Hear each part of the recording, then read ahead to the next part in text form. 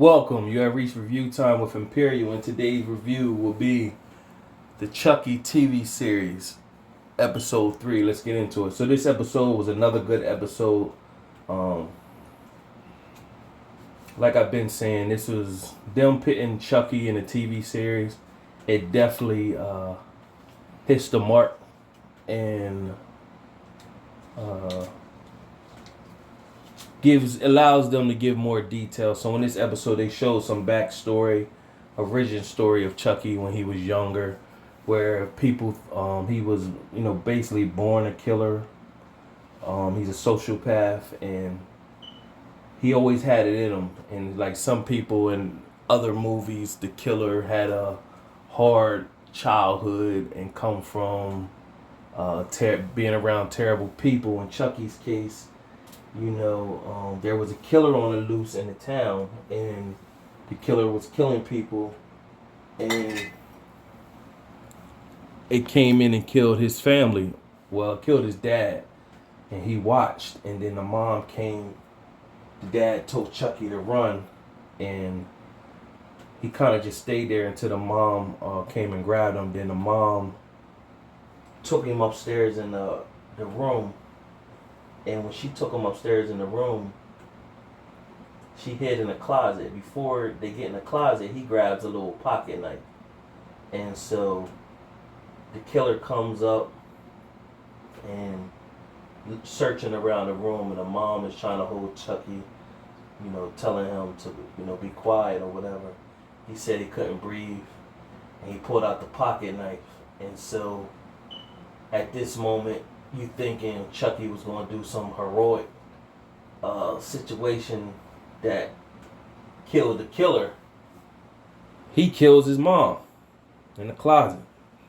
When the killer by the time the killer opens the door, Chucky said, "I help." Crazy. And the killer basically told him, "You gotta cover your tracks when you do your killing," and just show the killer leave. Meanwhile, in present day time, Lexi is seeing the repercussions of what she did to Jake. So of course, Chucky was telling this backstory to Jake, how he became a killer and everything like that, and basically he's gone over how he needs to kill Lexi, and so convinced Jake to kill. Meanwhile, Lexi's little sister, she they can't really connect with her. The mom and dad is too caught up in their career, and they like the ideal, the look of a family, but not really taking time to do the family necessary things. They let Lexi do pretty much what they want, and they really can't connect with the little girl. Meanwhile, Lexi is the big sister and loves her little sister. So the little sister is acting out, pretty much saying she wants her friend Chucky. So Lexi goes, Junior meets up with Lexi and pretty much tells her that, Jake's not taking what she did too well and that she needs to go and apologize. So she pretty much disagrees and pretty much said, well, if she doesn't, what's going to happen? And Junior pretty much said, I don't know. So that kind of striked her as a problem. Meanwhile, because her sister wants Chucky, she takes it upon herself to meet up with Jake and tell Jake, apologize. But it's not really an apology. She only apologizing to get the Chucky doll. So at first, Jake pretty much declines her, and then of course she backtracked on her apology. Meanwhile, when Jake get back with Chucky to tell Chucky, the situation, Chucky pretty much said, well, I got to do your dirty work. Let's give Lexi what she wants.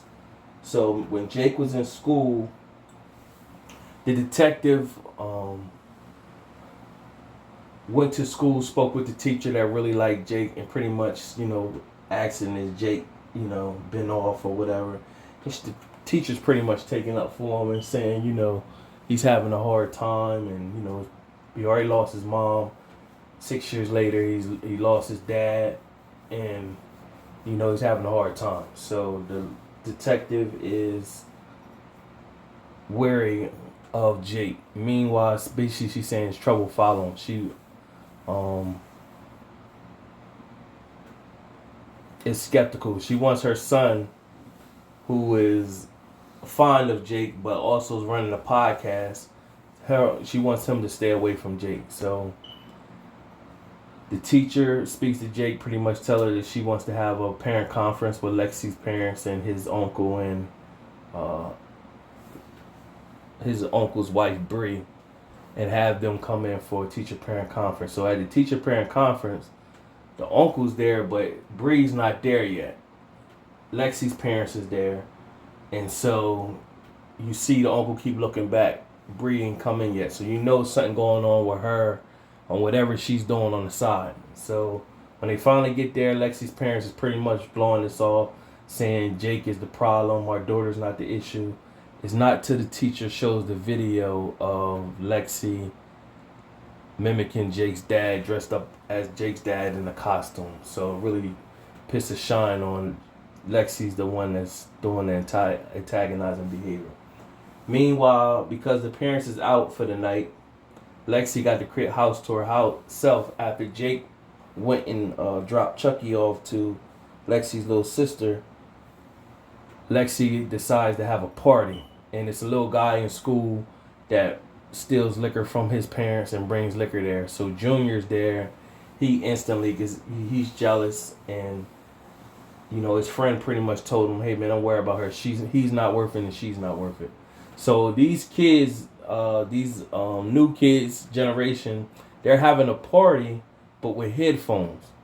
So I don't know if that's to keep the music down and the neighbors won't hear the music, but all the kids in the party got headphones, but they're all listening to the same thing. And so they're, you know, doing their thing with that. And meanwhile, Chucky's up with the little sister. And so, of course, the little sister wants Lexi to, you know, sing her a goodnight story. So she go to bed, and she does, and leaves. Meanwhile, Chucky told her, "I'm going to kill your sister. You want to come watch?" And the little girl was like, "No, I'm going to sleep." So, meanwhile, Chucky comes out with a knife. Now, the kid that liked Lexi, that bought the liquor, that Junior was jealous over, he comes out of nowhere, and Chucky thought it was Lexi, and he stabbed the little kid. And the little kid, he's like, "Oh, my bad." And then Chucky pretty much said, "Well, I might as well finish it." So now you have the kids having a party. Right on top of the balcony is Chucky killing this little kid or whatever. And of course they can't hear because they all got on headphones, dancing away. So Lexi goes up in, you know, her little private room, and now she's smoking her weed, and she's in a whole nother zone. She sees Chucky's shoes in the room, and before she know it, Chucky comes out and try to strangle her. And, you know, of course, like I always think, since the, you know, Chucky in the 80s, you always think this little doll, I guess he got the strength of a grown man. Finally, she uses her bigger strength and throws him. And she throws him into, on the floor, which triggered the weed to set the room on fire. So now the house is on fire. Lexi's in the corner. Chucky got the knife. And meanwhile, Jake is off at the cemetery confessing, you know, what he did with his mom, and, you know, just consoling that, you know, he know what he did by sending Chucky over there. And so when he heard the ambulance, he pretty much was, you know, apologized to the mom. And that's how it went off. But of course, the trailer, if they didn't show the previews for next week, you would have thought that Chucky kills Lexi at that moment, because the room was on fire, Chucky was laughing, and he was headed to Lexi. But, you know, you see in the trailer for next week that Lexi lived or whatever. So another decent episode. They doing their thing with this, like I've been saying, with this Chucky TV series. Subscribe to the channel, like the video. Until next time.